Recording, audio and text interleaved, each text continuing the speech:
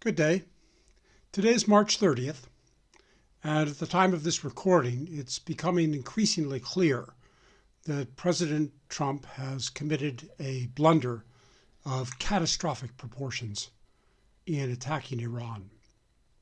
There's no hope of avoiding a major regional war, obviously, and perhaps little hope of avoiding a global one. There's also little hope of avoiding a global economic catastrophe. The decline of the West, including the United States, from its position of global primacy will certainly accelerate. We may also have ignited a global religious war that could culminate in global Armageddon, which I will talk about in a moment. No apparent off-ramp is in sight, or has been for some time now. And some people are now saying that no matter what President Trump does, it can only make the situation worse. I do believe that one hope remains to extricate ourselves, to extricate the world from this crisis. And that is, for ironic as it may sound, an eventual reconciliation between the people of Iran and the people of the United States. Not the governments, perhaps, but the people. That's ridiculous, you might say. We're now destined to hate one another for decades. Ironically, the one thing that gives me hope that this is possible, the one thing that gives many people hope, and has since the dawn of civilization, is ironically the same thing that many people blame today for the hatreds that precipitated the war in the first place, and that is religion. I've been wanting to produce a substantial article on religion in this confrontation for some time. Religion is increasingly being recognized as central to the conflict, but nevertheless, religion is seriously misunderstood. In fact, so much nonsense is spoken and written about religion in the Middle East these days. And even sensible people seem constrained to view the religious dimension on a very superficial level. So I'm drafting an article on religion, and I want to use this video to give you the high points that I plan to include. Many people now fear that the American assassination of Iran's supreme leader, the Ayatollah Khamenei, will now incite a religious war throughout the Middle East and beyond. Frightening though this prospect is, if it focuses serious attention on the religious dimension in this confrontation, in all its complexity, including radical religious ideology, I think it may still offer some hope for an unexpected, to use a religious term, redemption. I'm not suggesting, certainly, that we should further inflame religious hatred, as U.S. Senator Lindsey Graham recently did by endorsing the onset of a religious war. Yet religion undoubtedly holds the key to understanding and therefore ameliorating the animosity that led to this conflict and that now proceeds from it. And yet, few people today take religion seriously enough to understand it, to even seek to understand it.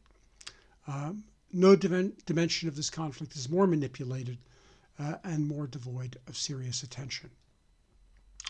Religion is often served to justify enmity against the Islamic Republic, especially the virulent anti-Americanism and Islamist extremism that Iranian militants did exhibit during the Islamic Revolution of 1979 that brought it to power.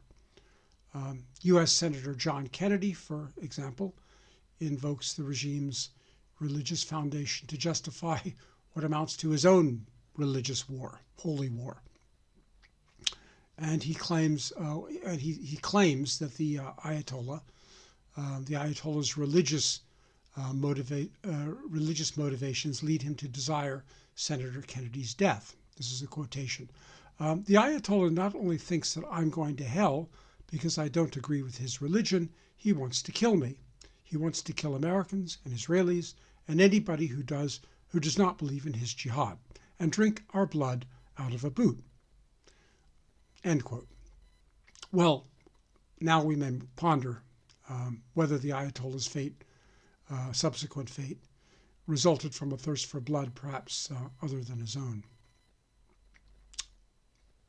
Anyway, it's religion that also consigns Iran to the role of a rogue state, what some call our white whale obsession, that successive U.S. and Western administrations have sought, with dwindling success, it must be said, to make Iran a pariah. It's even reached the ironic point where Western governments are perfectly content to sponsor far more fanatical and brutal Islamist groups, terror groups, such as the one now ruling Syria, in an effort to overthrow the current Iranian government. And now, more recently, opponents of the war have turned the tables on its advocates. Quoting Senator Graham, Tucker Carlson recently called the conflict a religious war in an attempt to impugn the motives of the Zionists, both Israeli and American.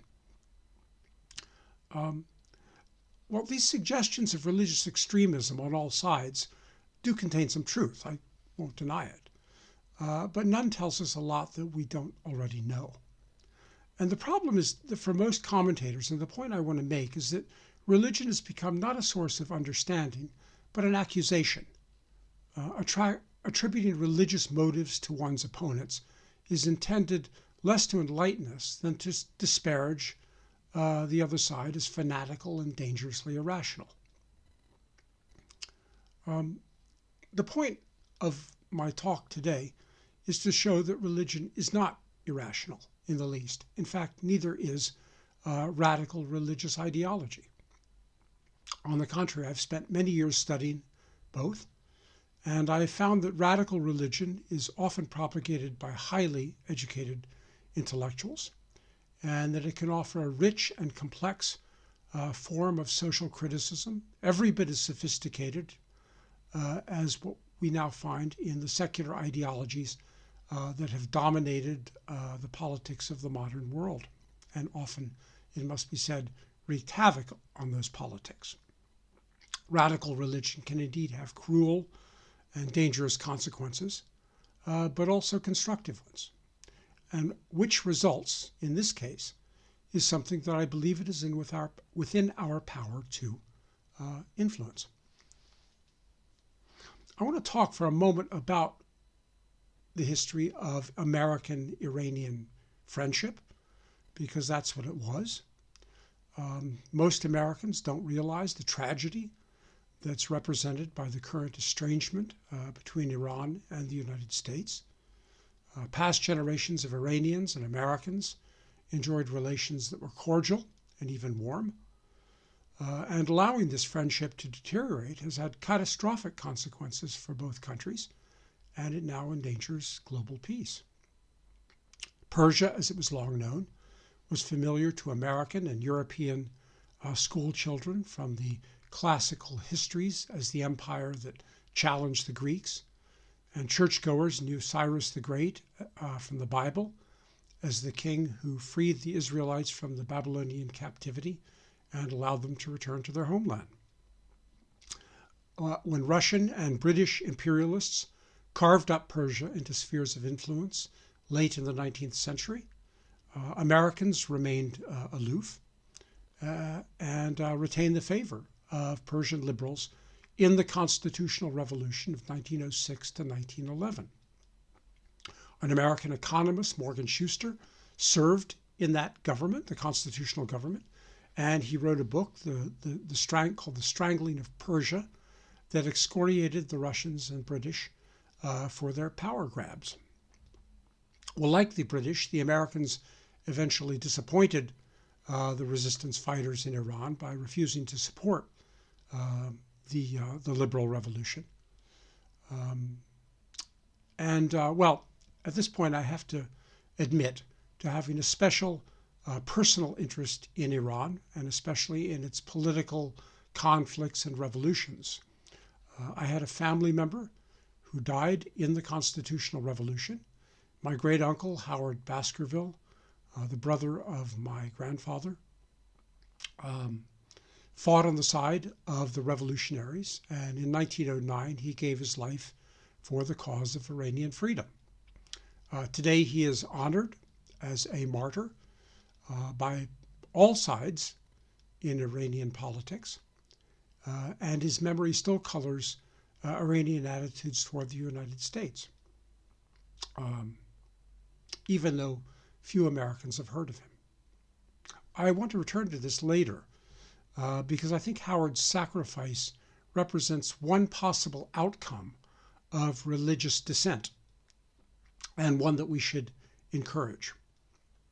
Well, disappointment turned to resentment during the Cold War when the U.S. Government supported the repressive Pahlavi dynasty and even restored Shah Mohammad Reza Pahlavi to his throne following his ouster by the socialist government of Mohammad Mossadegh in 1953. Iranian-American relations never recovered from this perceived betrayal, which led straight to the far more extremist revolution of 1979, involving the capture of American hostages by militant students. In other words, the point I'm making here is that the militancy of the 1979 revolution did not emerge from nowhere. It resulted from resentment, and resentment is the key word here. Resentment at perceived American perfidy dating back to the early Cold War. Now, I accept that ruthlessly manipulating third countries as pawns was standard practice in Cold War political calculations. I'm even prepared to allow that it may have been unavoidable. But the point I'm making is that this souring of relations has a specific origin. And despite being seriously compounded by the current attack, it is still not necessarily irreversible. Even after the Islamist Revolution of 1979, the confrontation remained largely between regimes, not peoples. Iranians remained generally favorable toward Americans. They were the most forthcoming with their sympathy following the attacks of September 11th, 2001, which the Iranian government vehemently denounced. Well, this goodwill is what the current American policymakers have squandered, and they've rekindled the popular resentment against the United States that led to the Islamic Revolution in the first place. For almost half a century following that revolution, the Islamic Republic has been the regime that some American policymakers love to hate. The U.S. supported Iraq's bloody war against Iran during the 1980s, and we spurned conciliatory overtures. Obviously, since the events in Gaza the last couple of years, relations have deteriorated still further, culminating in the current war that many feared and a few seem to have wanted. Well, I believe that Americans should actually not only sympathize, but empathize with Iran, and here are the reasons. I think there's a deeper reason that should compel Americans, as well as English speakers and Westerners generally, to feel a certain empathy with Iran, an empathy that may help pacify the violence that's now upon us. Ironically, again, this may be the very thing that can also provoke hostility between two peoples, and that, again, is religion, which can reconcile hatred as well as inflame it. And in the process of looking at religion, we may even find, as Americans and Westerners, that constructive attention to the role of religion may help us discover something that we have forgotten about ourselves. I'm not going to assess how far Iran still deserves that characterization today of being Islamic fanatics. I'm more concerned with understanding the dynamics, the causes behind it, and how they might be channeled into peace and stability. Well, one way, I believe, to grasp the nettle is by trying to understand the dynamics driving religious fanaticism, or as I prefer to call it, religious radicalism. For not only has religious militancy been a decisive feature of global politics for decades now, it's also an experience that we in fact share with Iranians, reluctant as we may be to acknowledge it. Westerners today do not understand and do not try to understand religious radicalism, which is ironic because we invented it. Media commentators and even supposedly serious scholars have never really made a serious attempt to understand radical religion, either in the world today or in our own history. They dislike it, and therefore they seem to feel justified in refusing to take it seriously. Radical religion is admittedly disorienting, because it does fit awkwardly into our preconceived categories, combines grievances that our ideologically polarized society associates with the left and with the right. Today's versions inherited the resentment of anti-colonialism, the attack on imperialism and capitalism, that were previously expressed by nationalist and socialist liberation movements in the 1950s, 60s, and 70s. But to this they add scriptural literalism, divine vengeance, and accusations of sexual and cultural decadence. And in fact, the sexual occupations even suggest an ironic affinity with secular ideological fashions now current in the West. So to simplify, the left dislikes religious radicalism because it's religious, and the right dislikes it because it's radical. And between them, they are, I think, unhelpful in understanding one of the most consequential and dangerous political dynamics of our time. Well, all this is important because Iranians are not the only ones whose religion influences their politics in this conflict. On our side, both belligerents also have histories rooted in religious faith and even in religious zealotry. I don't mention this disparagingly at all. Israel's own sense of messianic mission, I think, does render it the more belligerent party today, though that too should not be lightly dismissed. Israel's extraordinarily influential religion has helped the Jewish people and Israel survive and prosper, and for better or worse, to punch above their weight. But before discussing religious radicalism in the Middle East, I want to describe briefly its first emergence, which occurred in the modern history of the West. Radical religious movements proliferated in late medieval Europe, and especially during the Protestant Reformation. But above all, and this is a key point, above all, it was English Calvinists who first carried religious dissent to the point of inventing the modern revolution. The English Calvinists were the most sophisticated of all the radical religious movements of the period. The English Revolution of the 17th century, driven by radical Puritanism, was a revolution every bit as theocratic as what the mullahs established in Iran.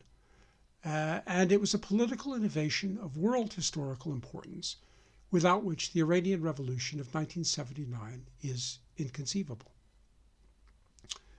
Further, if I can be more provocative, we should also not forget that what became the United States was also founded by these same religious fanatics. Puritan radicals began populating New England, just as their comrades back in Old England were instigating the world's first revolution. So would we be better off today if someone had had the foresight to bomb the New England settlements and pursue regime change there before that experiment in theocracy could achieve its full potential? Just asking. Well, some Americans, I realize, are uncomfortable when reminded that religious radicals founded what became the United States. And some may find this comparison between religious fanatics in Iran and America objectionable. But elite Americans' attitudes toward the religious radicals in our own past are often as dismissive and condescending as what we express today toward those in the Middle East.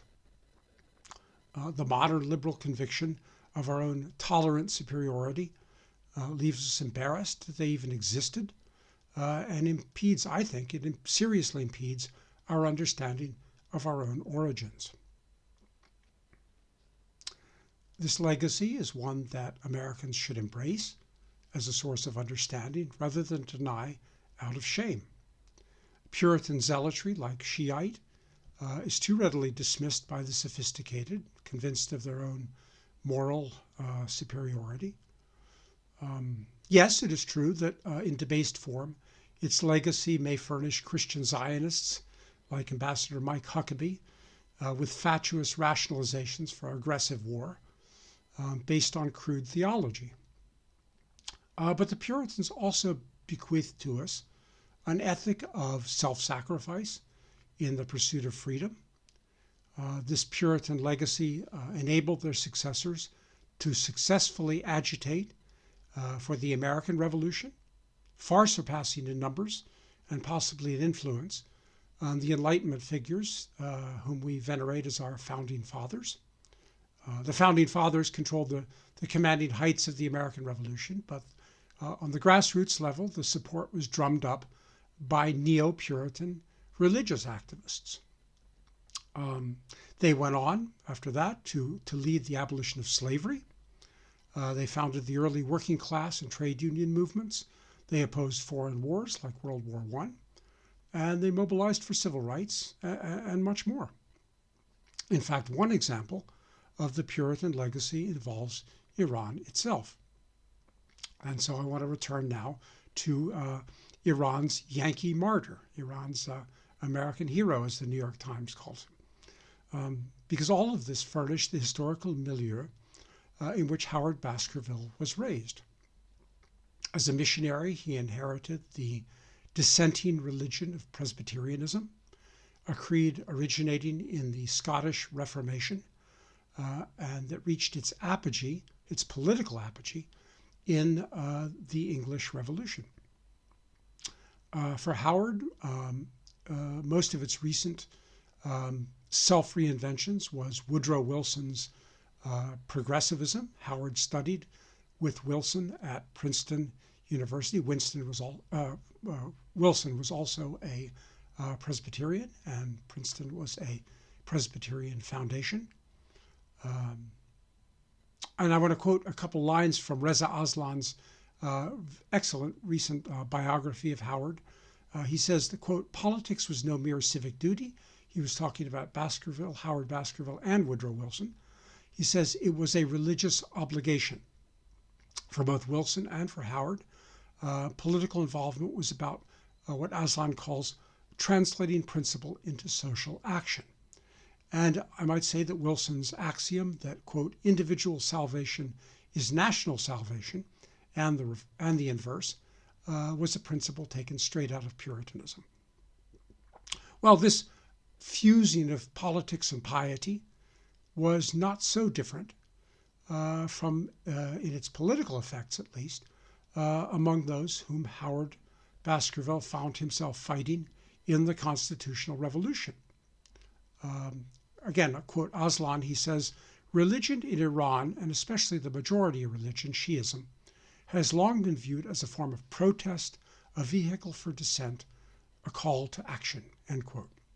So here what you see is Howard Baskerville, a product of a dissenting religion that had long mixed religion and politics in the pursuit of freedom in two Anglophone revolutions, the English and American, suddenly finding himself immersed in a revolutionary context, a very similar political milieu, very culturally very different, but politically very similar, in the Constitutional Revolution, alongside young Muslims who were similarly mixing politics and religion in their own pursuit of freedom.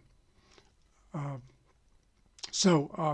wonder, I can't help but wonder, is it far-fetched to suggest that this immersion in such circumstances, accelerated in Howard Baskerville a kind of reawakening of similar potential within the past of his own religion? So did a similar political religion lay dormant between the decades of liberal evangelicalism and the missionary societies? And again, I'm going to quote Aslan here. He says, how then could religion possibly be divorced from politics for Howard and for his students? Religion, quote, religion was politics, end quote.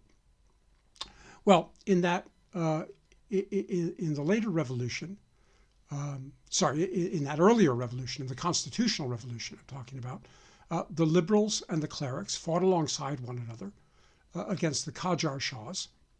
And in fact, in the early stages of the 1979 revolution, against the Pahlavi dynasty, they reconstituted their alliance and fought alongside each other against the Shahs, though in that later revolt, much in the manner of the classic revolutions of England, France, and Russia, with the moderates first dislodged the monarch in the hope of creating a liberal democracy, before themselves being displaced by the extremists, in this case the followers of the Ayatollah Khomeini, who were of course radical Islamists. Well, today's Western elites express little but contempt for Islamism, similar to what they display toward Puritanism, and they likewise make little effort to understand it.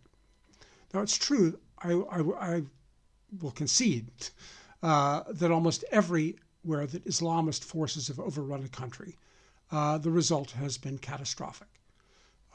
With repression and dysfunctional government, you can see it in Iraq, Afghanistan, Libya, Egypt, Sudan, most recently Syria. And by the way, if our concern is with countries exporting Islamism, then our new client regime in Syria might be worthy of more attention right now than Iran. But in any case, the Islamic world is not monolithic. Iran exhibits important differences from other Islamist societies, and its revolution was fundamentally different in basic ways from other takeovers.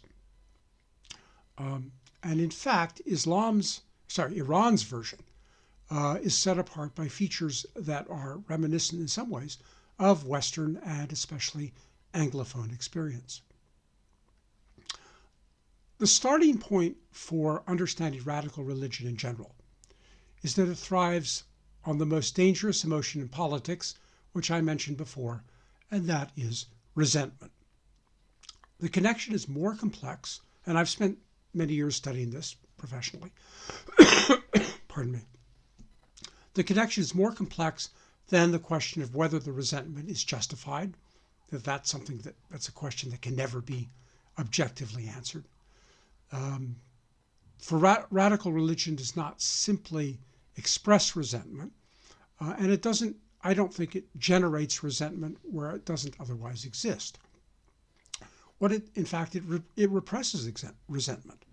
But in the very process of repressing it, it also redirects that resentment to its own purposes. Now, normally we think of religion as conservative, which it usually is. It tends to discourage the discontents and grievances that define radical politics. And yet, the frictions and resentments can become more acute and more socially destructive in some circumstances, and in need of more vigilant controls.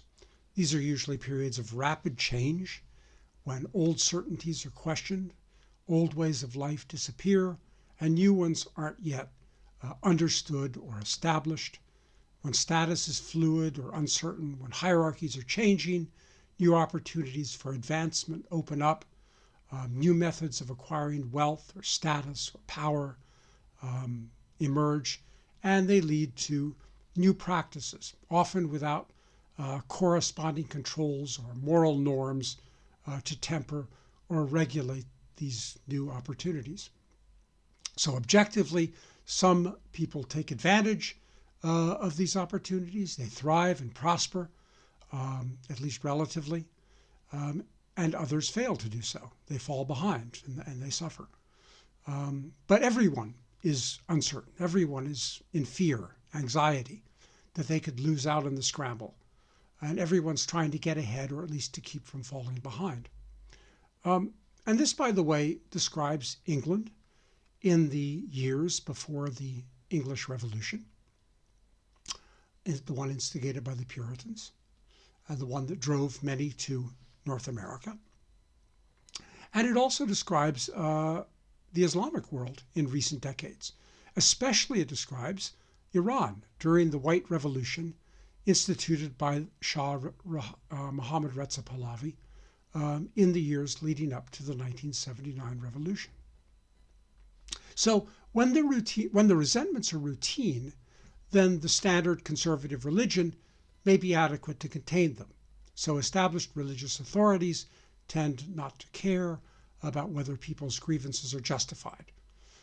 They say that injustices that can be rectified and sorted out by established legal means should be, but beyond a point, religious authorities tend to insist that justice is not perfect in this life, and we need to leave ultimate justice to God, and simply accept that that's the way it is. Because once you give vent to every resentment, to every grievance, it can easily breed further injustices of its own. But when the dislocations take new form and the resentments become acute, then we might expect new forms of religion to arise and to confront them. And this is where radical religion emerges. At first, it may appear just a more intense or more fervent version of the conservative religion that it comes from. But they can also develop a more coherent, more independent, more politicized form directed at the larger existing society. So in this sense, all religion, both conservative religion and radical religion, can be said to thrive on resentment. Not in the sense that it creates it or encourages it, for again, it tries to discourage it and suppress it, at least initially.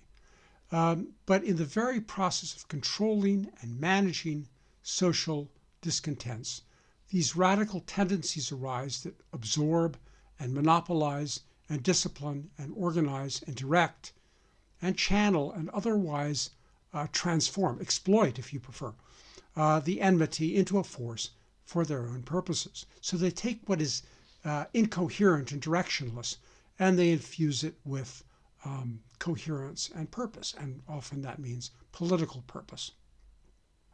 So religious radicalism doesn't somehow create resentment where none existed. It organizes and channels it to its own ends. So the same religion can have positive or negative effects depending on how it processes the resentment. It can repress and discourage it altogether. It can inflame it into war and revolution, or it can organize it and channel it into peaceful reform. And again, I believe that this is something that we can influence.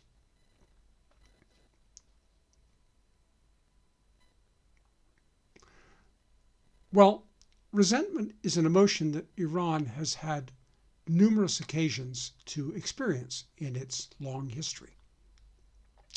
There were humiliating conquests by the Greeks, Arab, Mongol, Turkish armies, exploitation by the British and Russian and other imperialists and foreign interests, the perceived American betrayal in the Mossadegh affair, and the Shiite version of Islam, which since the 16th century has held a central place in the Iranian national identity.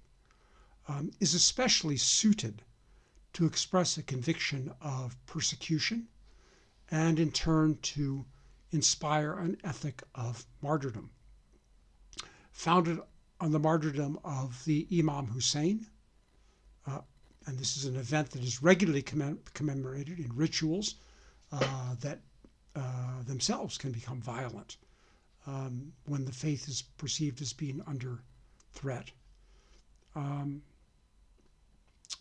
The Shi'ism promises an eschatological resurrection for those who follow the Imam Hussein's example. So if we give them cause, Iran's clerics, both within and outside the regime, have the weapons and experience to mobilize resentment against America and its allies. And this, by the way, this idea, this eschatological promise, is not so different from the eschatology that characterized radical Protestantism in the early modern period, including radical Puritanism during the English Revolution and the founding of America. Shi'ism expresses a conviction of persecution, and it responds by instilling its own imperative of self-discipline and readiness for self-sacrifice. Not so different, I might add, from what we saw in the Puritans. And in fact, the Shiite imperative of martyrdom goes far beyond, or at least beyond, what the Puritan version. It renders the Iranians fierce fighters, and they demonstrated this during the 1980s in the war with Iraq. And it also surpasses the element of that in Sunni Islam, by the way. So, and now with Khamenei's martyrdom, this makes it all the more likely that Americans will feel the brunt of that ethic now. At the same time, I think it's important to realize that Iran is much more than an Islamist theocracy. Beneath Islamization, Iran is highly conscious of itself as one of the world's oldest civilizations, with one of its richest and most complex political cultures that long predates Islam itself. The ancient Achaemenid dynasty, again familiar from the Bible and the classical histories, is credited with having practiced the most sophisticated and benign form of imperial rule prior to the Romans. It won the admiration of Persia's Greek enemies, adversaries, such as the historian Herodotus. Our word satrap comes from the Persian practice of indirect rule, as it was known later on in the British and French empires, who imitated it, which allows local rulers a measure of self-government. And this is a legacy that endures in prosperous federated states like India and Nigeria. The institution of kingship was especially a renowned and influential institution in Persian political culture. The concept of far, F-A-R-R, or divine favor, found its way into the West, where it inspired the divine right of kings.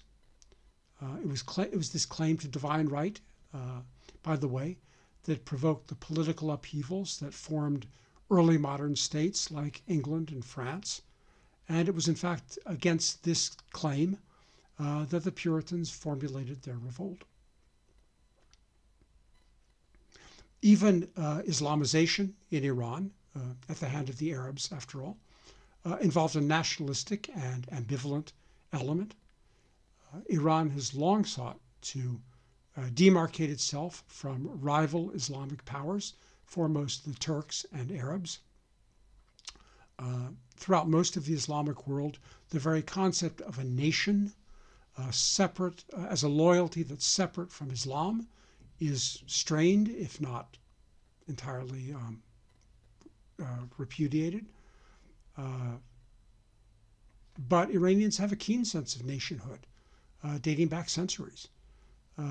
And Persian nationalism is today a moderating force, competing with Islamist radicalism and diluting rather than exacerbating it. And in fact, the Shiite faith was adopted by the Safavid dynasty in the 16th century in the first place, in an effort to stake out a consciously Persian version of Islam. So here too, incidentally, this is kind of interesting. I can't help but point out that Iran's precocious search for a unique national identity led to adopting a religion that was later to precipitate the revolution against it. In that respect, it's kind of there's an interesting, curious parallel with England when Henry VIII adopted Protestantism as a way to strengthen his monarchy, especially against the Catholic powers of Europe. And yet a radical form of Protestantism, Puritanism, inspired a revolution, which later on overthrew his successor, King Charles I, in the following century. Well, during the 19th century, the Shiite clergy assumed the role of advisors and loyal critics to the monarchy, somewhat reminiscent of the role that Christian churchmen in the West played over the centuries, and which is generally absent in most Islamic countries. Pardon me. That loyalty was eventually overturned by growing monarchical corruption to the point where many clergy were radicalized in the Constitutional Revolution and later the Islamic Revolution. In any case, Iran was then, in the early 20th century, with the Constitutional Revolution, that Iran became one of the few Islamic or Asian countries with a history of constitutional government. Brief as that was, it still figures in the Iranian national memory. One institutional legacy is the Majlis, the Iranian parliament, where specific seats are reserved for Christians, Jews, and other religious minorities. And it's because of the Majlis, to this day, that political authority in the current Islamic Republic is not monolithic. The Majlis serves as an alternative source of power and even as guarded opposition to the supreme leader and president. Well, this rich, complex political history and political culture, I think, helps explain why Iran is the only Islamic country that did produce a true, full-fledged revolution comparable to the great revolutions, so-called, of England, America, France, Russia, China. Some may not consider this a great achievement, and it is true that few of these revolutions turned out well. The Iranian Revolution of 1979 included. America is one of the few, though the English alone did overturn their own revolution and reversed it and restored a constitutional monarchy. Well, I think one reason why the Anglophone revolutions both happened and were more benign than others was because both countries were further along the path of developing strong national identities, and they'd already achieved rich and complex political cultures on which to draw. So it was these multiple intellectual cross-currents competed with one another, and they made it difficult for Puritan ideologues to control events. The Puritan intellectuals did in England, and the Neo-Puritan agitators in colonial America did play major roles in those revolutions, but they were not able to themselves monopolize and control events, as, for example, as the Bolsheviks did in the Russian Revolution. It's true, fanatical ideology did figure in the revolution of 1979, including the new regime. But such fervor does tend to dissipate with time and with the responsibilities of governing. And this has clearly been happening in the decades since in Iran. Competing values like Persian national identity, patriotism, pluralism, religious toleration were not completely extinguished by Islamization. Iranians still take pride in them, and they can be encouraged. So, for better or worse, It's also true that countries that experience major revolutions also tend to become world powers soon afterwards. And that includes revolutions perpetrated by religious fanatics, as Americans of all people should know. And Iran may belatedly turn out to be no exception to that. For decades after their revolution, various things have prevented the Iranians from exporting their revolution: opposition from the West, the multiple intellectual cross currents, as I mentioned. So they've not exported it. But Iran could yet become the Islamic world's dominant power. And I think widespread anger at the American attack could actually exacerbate that process. So whatever the conflicts involved in its founding 47 years ago, and despite serious challenges involving personal freedom, Iran today is, I think, evolved into a flawed but functional state, and one that has survived by moderating the ideological fervor that brought it to power. It's survived numerous color revolution attempts by the United States and others. And we may now see if it has enough friends to withstand this new attack and perhaps even be strengthened by it. Now, whether Iran's Shi'ism can be channeled into humane and constructive reform, as Puritanism was in the Anglophone world, is a question I leave to experts on Islam. I think that, readers of Reza Aslan's biography of Howard Baskerville might be tempted to think so, because Aslan recounts there how the Muslim students, alongside whom Howard fought in the Constitutional Revolution, eagerly absorbed his ideas about constitutional government, including Anglo-American constitutional government. So I think there's plenty of room today to explore these kind of informal cultural links and diplomacy between Americans and Iranians. Well, I don't think you need to be even a religious believer to recognize the political utility in all this. And it's more than cynical, I think, to suggest that utility renders the religion itself more impressive and plausible, especially given religion's long-standing and inevitable interaction with politics. If nothing else, it would seem to render imperative some serious attention to the topic of comparative religion. So, in conclusion, I would say that an Iranian-American dialogue over the impact of religious values on our respective political cultures and in nation building generally, including questions of how religious faith can address problems like injustice, inequality, poverty, ignorance, superstition, corruption, and help build societies that are stable, prosperous, and free. This might be a constructive way to honor the legacy of Howard Baskerville and restore the affection with which Americans and Iranians once held toward one another. Well, that's what I have to say on the topic. Thank you for listening.